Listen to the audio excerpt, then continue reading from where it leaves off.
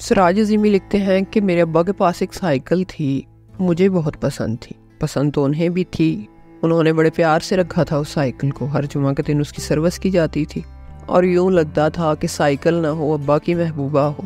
मेरे बार बार मांगने पर भी मुझे दिया नहीं करते थे, लेकिन उधर भी मामला कुछ और था। मुझे जब मौका मिलता तो मैं साइकिल लेकर निकल पड़ता।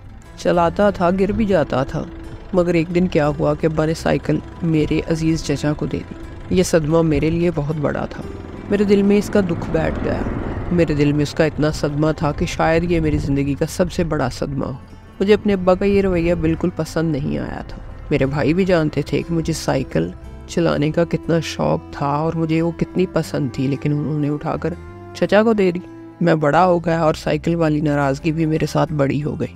FSC का इम्तहान पास किया, मेडिकल में दाखिला मिल गया, मगर पता नहीं क्यों साइकिल का दुख मेरे दिल से नहीं जाता था।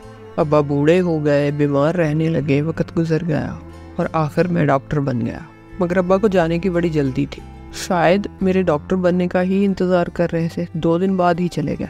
जब मेरे चचा अफसोस करने आए, देर तक मेरा हाथ थाम कर बैठे रहे, अब्बा की बातें करते रहे। अब अब्बा का जिक्र हो और उनकी महबूबा का जिक्र ना हो, मुमकिन नहीं था।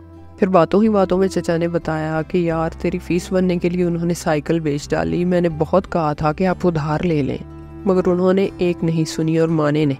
और तू तो जानता है कि वो अपने असूलों के कितने पक्के थे। और मैंने कहा कि भाई साहब आप इसके बगैर कैसे जी पाएंगे, क्योंकि साइकिल उन्हें भी बहुत अजीज़ थी। तो उन्होंने पता मुझसे क्या कहा था? उन्होंने कहा था कि मेरे बेटे पर ऐसी 1000 चीज़ें कुर्बान। वो बात कर रहे थे और इससे आगे मैं कुछ सुन ही नहीं सका। मेरे दिल में पड़ी नाराज़गी सिसकने लगी और मेरे आंसू थे कि थमते नहीं थे। तो ज़िंदगी में ऐसा ही होता है, कभी कभी हम दूसरों को समझने में बहुत बड़ी गलती कर देते हैं और जब मुदावा करने का वक्त आता है तब देर हो चुकी होती है।